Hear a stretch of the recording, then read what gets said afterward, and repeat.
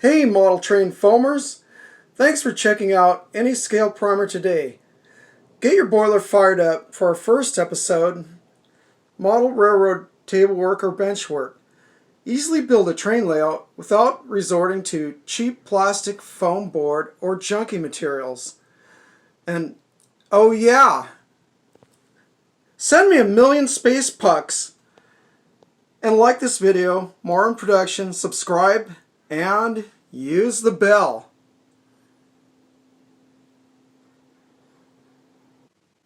I hate carpentry. If you hate carpentry, you've come to the right place. We replace tedious carpentry with a better method. Down to the essence, this is all you need to know, seen here in this clip. This sample here has one L-shaped rail connected with 2 screws and a joist held on by 1 screw only. A monkey could do it! Take the challenge and build a layout with our cross pieces. So here we go in this shot. The rails are exactly the same length as your table. Okay, and under them are lying your cross pieces. So cut your cross pieces 3/4 of an inch shorter than your table width to allow for a front board. So if it's 48 inches wide, you want to make it 47 1/4. So next what we got is, here's an example of getting started with your cross piece spacing. So what I did is, here it's 15 1/2 inches from the end of the table down here. So mark that off, get a line down like that. That's where you line it up to assemble.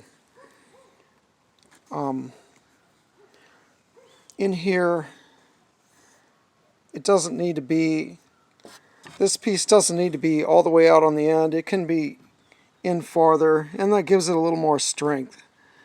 So we're ready to go on with the next step. So I'm going to drill holes on the only off camera, and then we'll come back and have a look at it.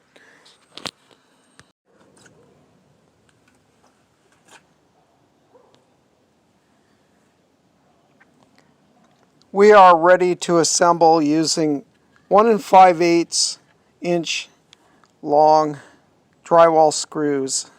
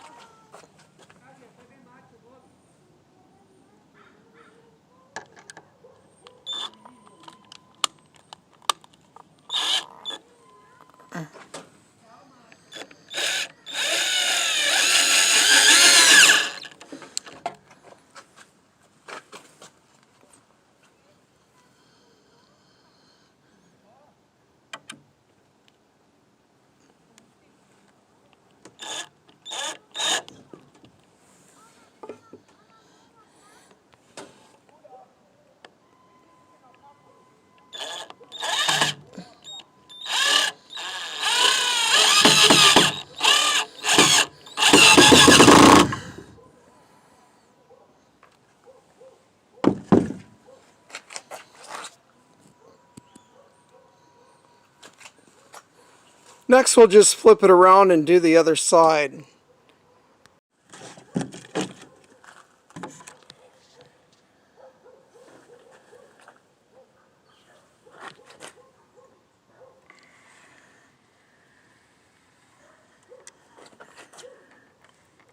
Okay, for the inner cross pieces, I'm going to space them approximately 15 or 16 inches on centers from the last one.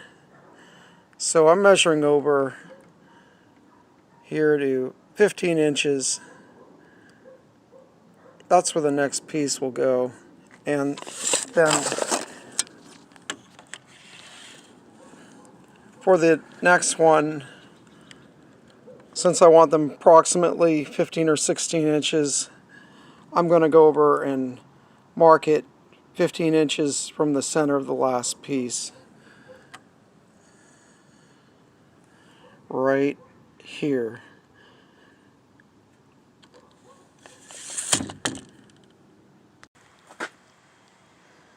Okay, here's an edge of the table layout with the front edge strip attached from underneath.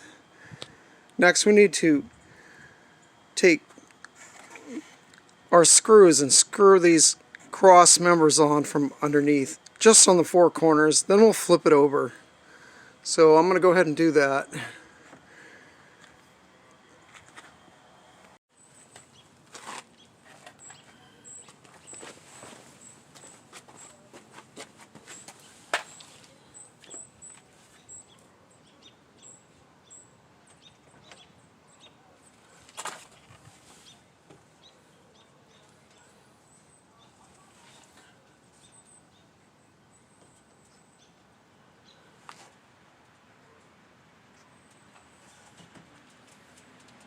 I just sight by eye to get my drill lined up.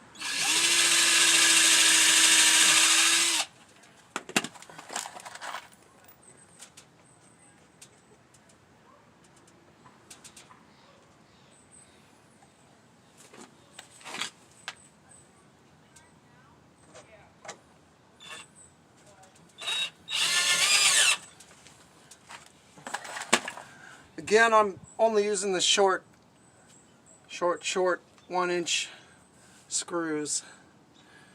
So what I want to do is I go around near the four corners and put just one screw in for now. Then we'll flip it over. So I'm going to do it.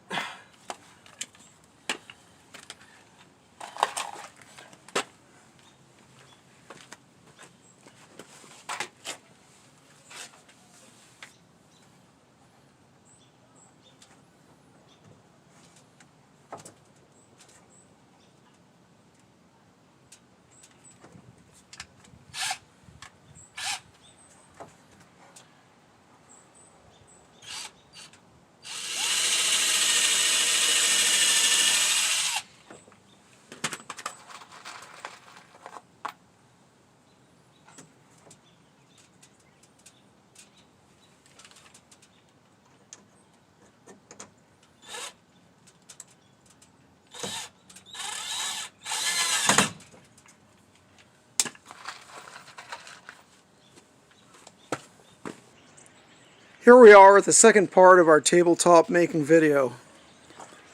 We've got everything, well, the main parts, the main framing of this completed. Over here is an example of regular tabletop construction. This is what I use for my small modular railroad in N-scale. You notice that it requires really precise joinery, which is very time-consuming, very precise. Everything has to be measured perfectly and cut perfectly, which makes it a lot of work. So this is why I've started to avoid this system. You notice that I've painted the inside of this with oil-based primer. That keeps the wood from warping, as well as the side parts. There's the top. It's plywood. I think it's 5mm plywood there. So that's your difference. Over here you see two different holes. This is where I screwed up. I moved this over before it was a little bit at an angle. It wasn't 90 degrees, it was unsquare. I'll show you. Let me give you an example. Sorry, a little slow.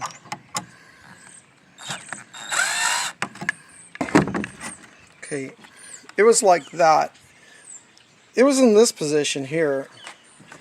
On this, let me get the shadow off of that. Well, it's on that side of the line, as you see. It would not have made any difference, it being installed inaccurately. It wouldn't not have affected this at all. It's okay if nothing's perfect with this system. It wouldn't show. It wouldn't make a difference. It wouldn't affect the final construction. You don't have to be very accurate. Accuracy with this system isn't required. Just all that's really necessary is that you've selected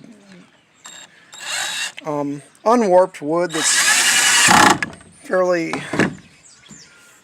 Just take your wood and you sight along the edge like I'm doing now. Sorry, let me do this out of the sun. Oh, if you select lumber, when you select lumber, you go look with your eye along the edge and try to get a piece that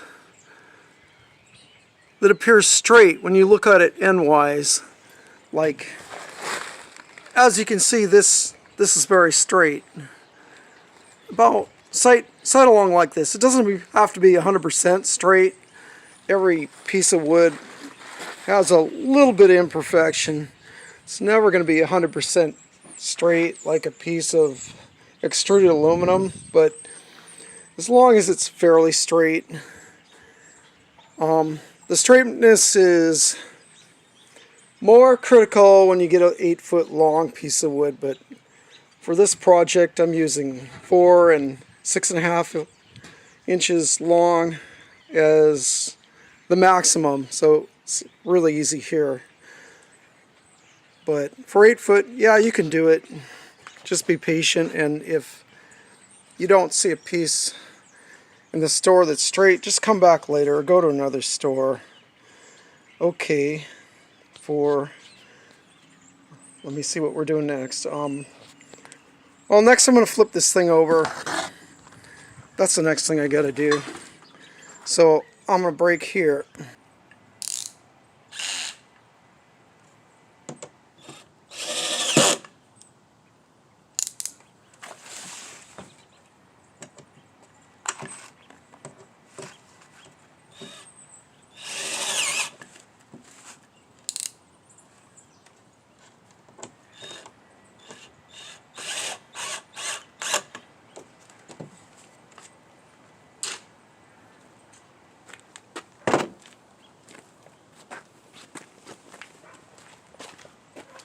Next, the side pieces need to be installed here like this. So, here we go.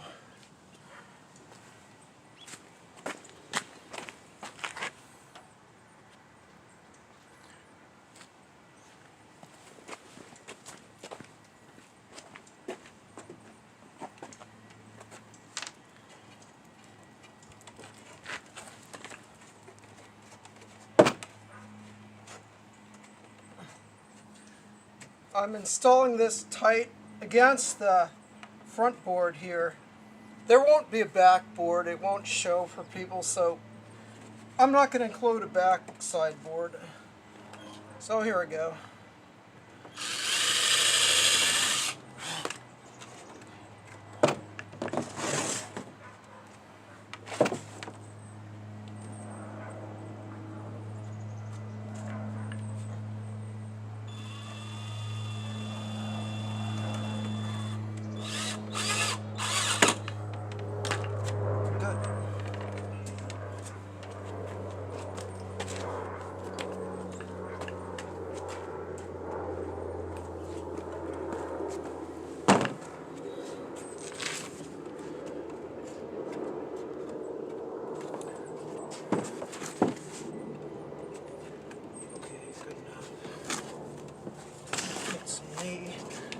Push it down with my knee.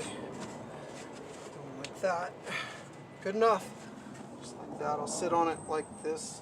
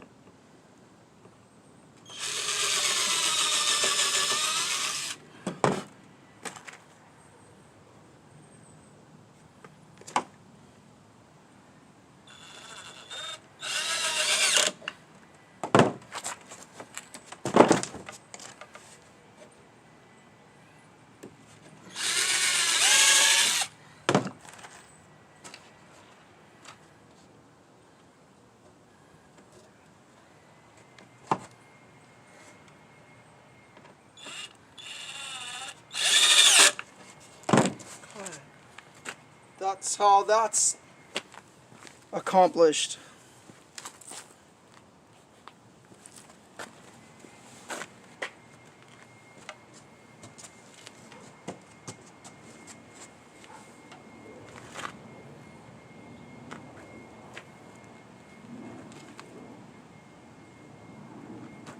So I'm gonna go grab my end. Well, what'll it be? Oh yeah, it's the right side sideboard.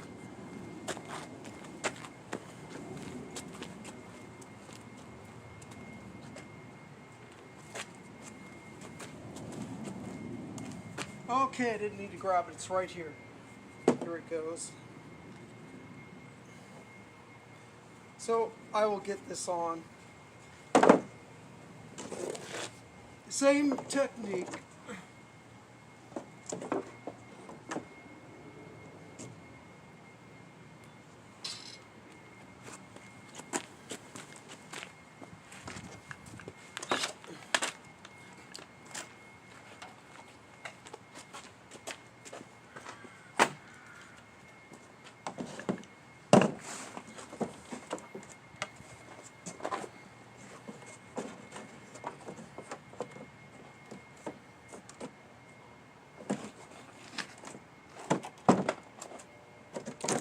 Gosh. Just there it goes. Okay. Oh my gosh. There it goes. Okay.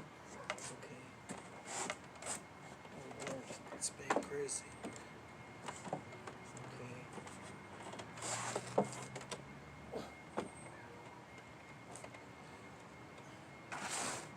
Okay, I'm clamping this thing down using the weight of my knee on the whole structure.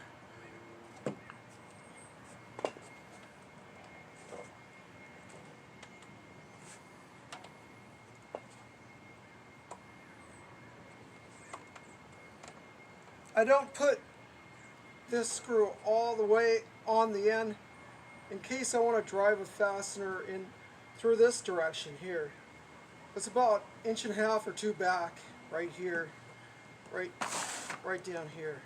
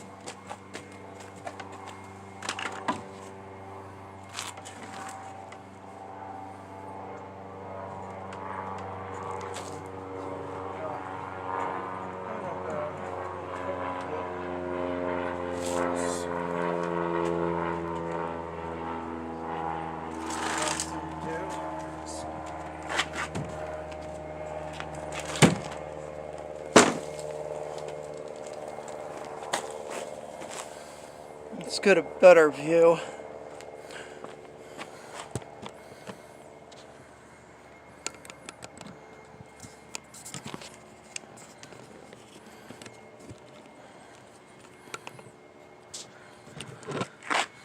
Whoops.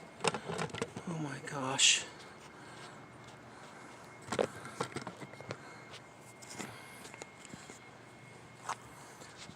I think we're going to cut this here.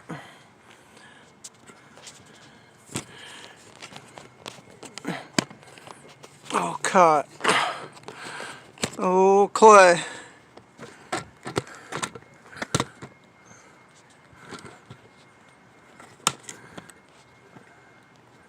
There we go. Okay, to resume.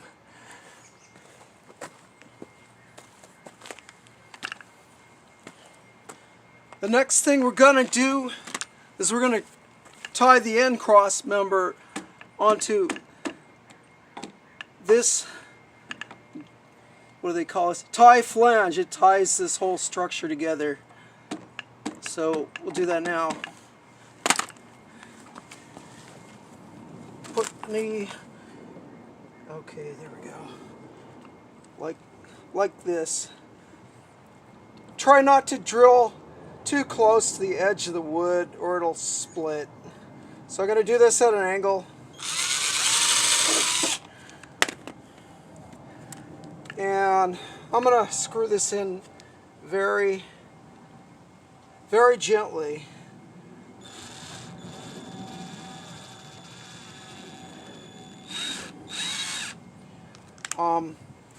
I gotta correct something. I'm making a mistake. I'm gonna go get a longer screw, a 1 5/8 inch drywall screw. So I'll go grab that. Just a second.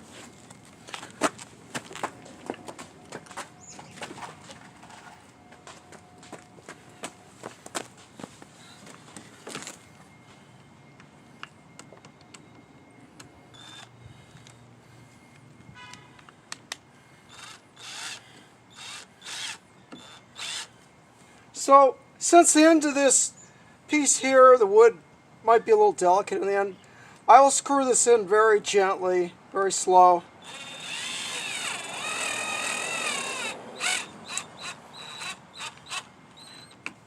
There. It's not so far driven that it's digging into the wood. I don't want to tear this to pieces.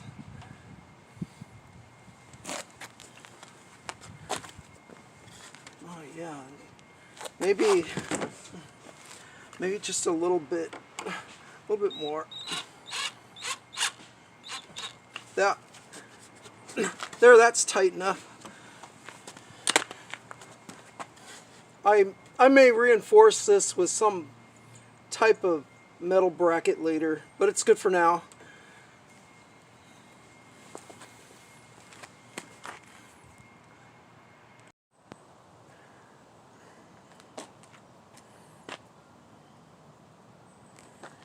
Okay, we've got all the parts attached, so I'm going to show you one of the things I did to, well, hold on, let me think of the word. Let me cut for a second.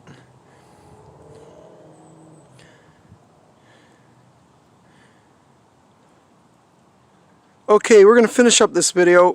First, I'm going to show you a way to remedy in case you have a little bit of difficulty with the end cross members. In this situation, here we go, if we can see. Well, I've cut these end rail parts a little too short. See right where my finger ends? That's too short to really get a good joint. Can't get a screw into there without, let me see, here we go, without splintering off the end. It's right here. So what I did is I went and there it is. Okay, what I did is I cut these 5 or 6 inch long 1x2 pieces, and I took this, and what we're doing is installing it here. So you take your drill a pilot hole. See if we can do this so you can see. What you want to do is screw it in at an angle like that. That way it won't come out the other side, because it's 1 5/8 long. If you drill in straight, it'll pop out the other side and leave a thing to whack your fingers on. So we went and screwed those in about, I don't know, 45-degree angle or some such. I can't be precise. So like that. And then you come in and whoops, and just put that screw into the second piece down here, not into the end like I've done here. So that'll fix that and make it a lot stronger. The second thing is, when I build a table, I don't really like doing table legs too much. I'll do it, but I'd rather prefer to find something else to put the table onto. So what I do is I find some kind of platform, like an old, what is it, tool rack or workbench, or they sell small cabinets, small shelving units that are only 3 feet tall. You can set it on there, or you can build something out of crummy junk wood like this. I know this is a joke, but when you put it in your house and you cover the sides of your layout with fabric, nobody's going to see it, so anything will do. So what I got to do is set it on there. I use the Handyman's Amigo duct tape, anything, or wire, screw it on, whatever, it doesn't matter as long as it's strong. And if you're going to build something out of wood for a support, thing I recommend strongly is, well, you can see it on my junk table over there. What you got to do is try to brace it diagonally. That'll make it 10 times stronger and more stable. So 4 of those around it. You come around on the end, make an X, or one going one way on one end, or one going the other on the other end, in such a fashion. So I'll put this on. So I'm going to set the camera down, set the lid on top. So let's set this down.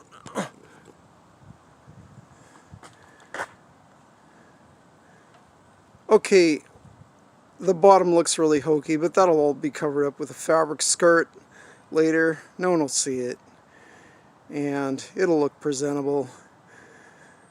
It's kind of hokey, but currently we're sitting on a surface that's not level. It's our driveway. You notice this hangs out. The table extends beyond the workbench quite a bit, but it doesn't matter. It's quite strong, it's quite sturdy. I think this method, since all the supporting parts are not extended such a difference, it actually makes the structure stronger. And you have a lot of, let's see what you got. Here we go. You got toe room. If there are legs and things sticking out, you would be bumping your toe anyhow. Same as on the end here. So you got lots of toe room. So makes this less hazardous to your poor toes. So we'll take a look at the surface again. There it is. It's all nice and flat. This plywood, when I got it, is all, well, they all are. Every piece of plywood is all curvy like a noodle. That's just the nature of plywood. It needs a supporting structure. It's never flat. Here's the back.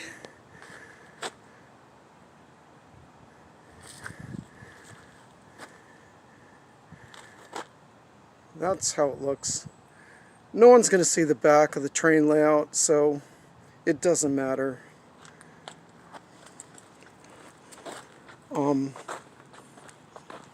As for electrical switches and turnout controls and power packs, I'm going to build a separate small stand or adapt some kind of bookshelf or cabinet to hold that.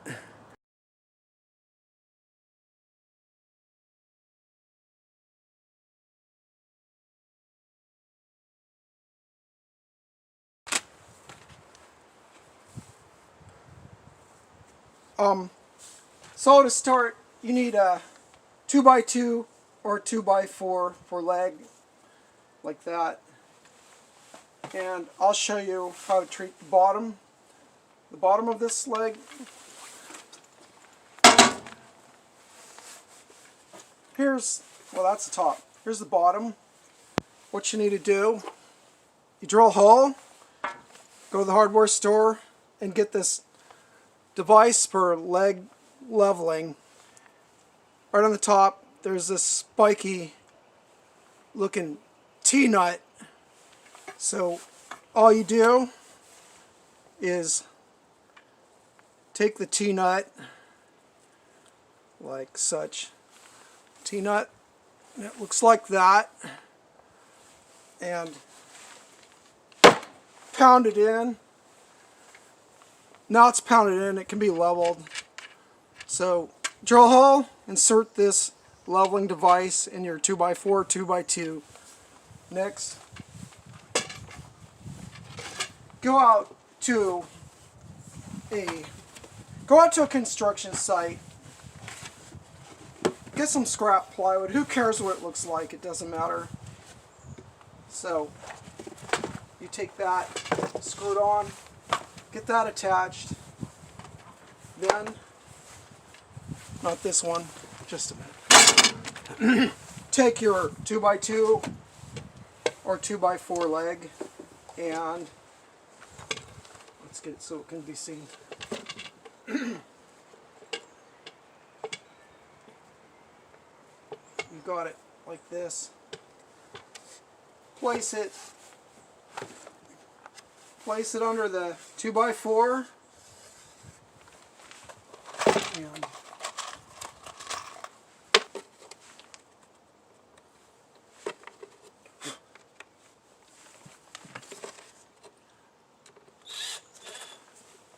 screw it in like this. Some real long screws.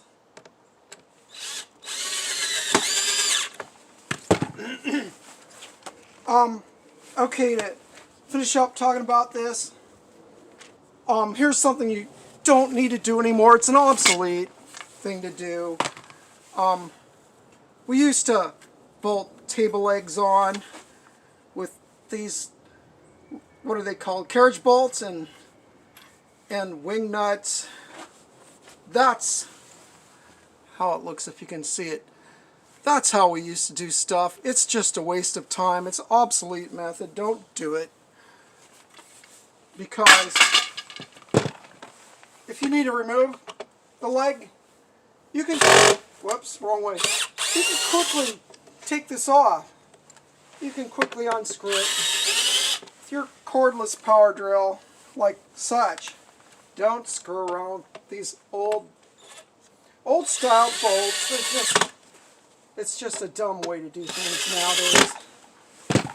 And so I'd like you to not hassle with bolts when you do your leg installation, please. It's just a waste of time. Okay, we'll get back to the main video.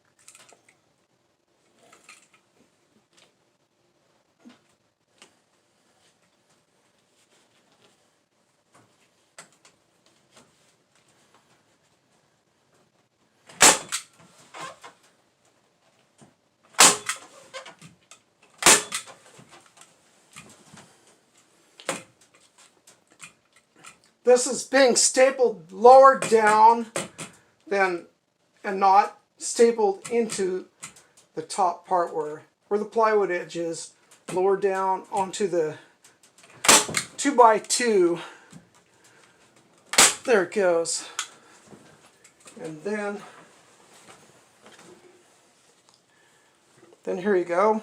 You got your skirt all stapled on. What this is just ordinary poster board. It's folded over like so.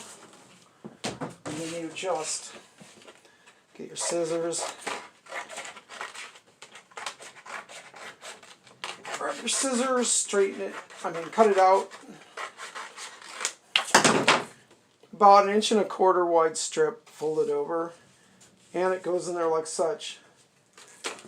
That's an opening for underneath access. Later I might stitch this on with some invisible orange thread along here to make it a little more strong. But that's basically it. Thank you.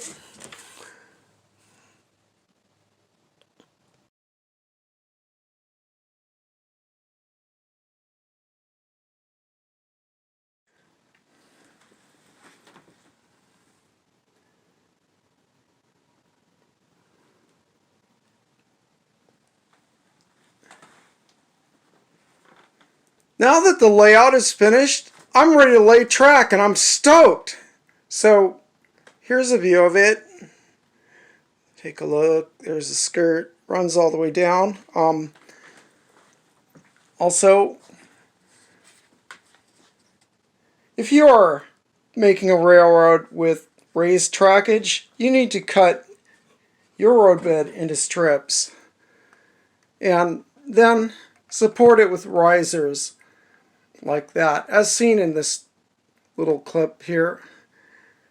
You should do an internet search using the words cookie color layout.